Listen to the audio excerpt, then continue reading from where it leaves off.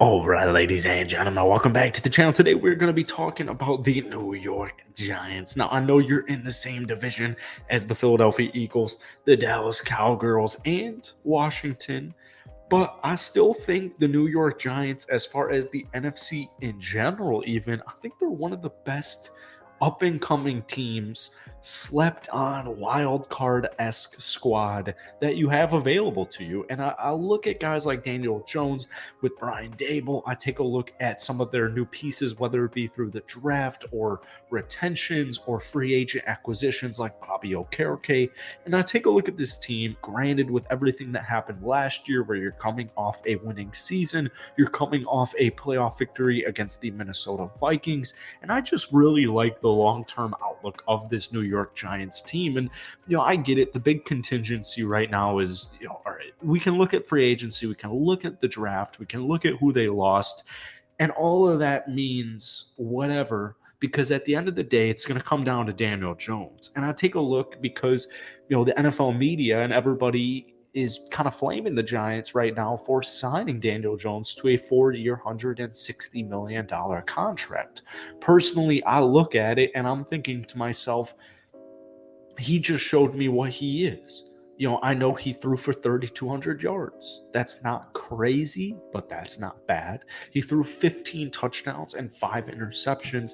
And if this team wants to be a Super Bowl caliber team, they're going to need a little bit more firepower from DJ. But we're going to talk about why I really am so bullish on this Giants team in tonight's video. So before we do, if you guys enjoy it, be sure to hit that like button, hit that sub button for daily NFL content. I post a bunch of Giants videos every single week. Giants fans, I appreciate you guys so much. I love covering your team. If we could get this video to 200 likes, that would mean the world to me as we push for 35,000 subscribers. So, all right, Daniel Jones. We just talked about last season. We talked about Brian Dable. We talked about basically it being a Daniel Jones career season.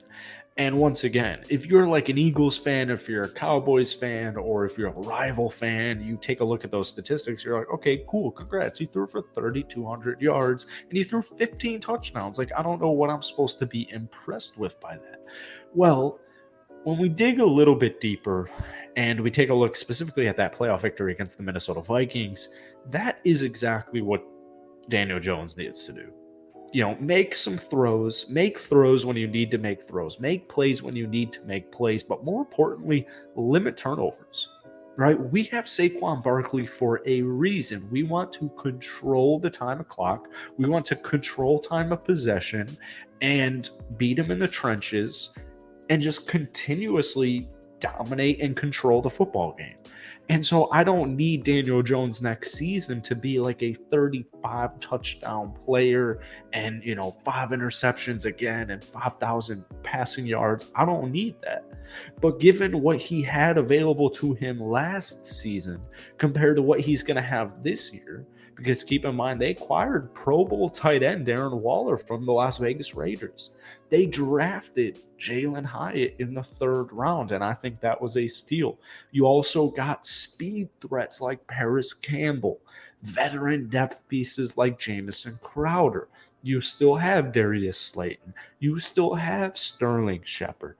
Keep in mind, Isaiah Hodgins and Daniel Jones at the end of last season, they were certainly building something. I know Giants fans are excited about the future of Isaiah Hodgins for a good reason. Personally, I am fully on board, and I just want to say that right here, right now. Wan'Dale Robinson, another player that Giants fans are just extremely excited about the potential there. So that's offensively speaking. All right. And the good news is, the Saquon Barkley contract situation, I don't have like a solidified kind of, what's going to go down there. But, Saquon Barkley will be a New York Giant next season. That's all that matters to me. And I do want to throw in there really quickly, Eric Gray, the running back out of Oklahoma. I'm telling this, man. I'm saying this. I know Giants fans know this, but if you're an NFL fan and you're, listening to this right now, I just want you to know Eric Gray is going to be a reliable running back in the National Football League.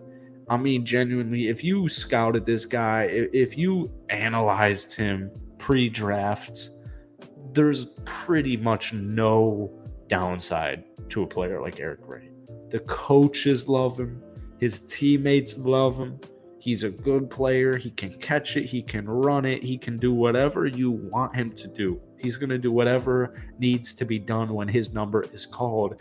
And so even just getting a guy like Eric Gray, even if the breakout isn't in his rookie season playing behind Saquon Barkley, I just love the addition of Eric Gray.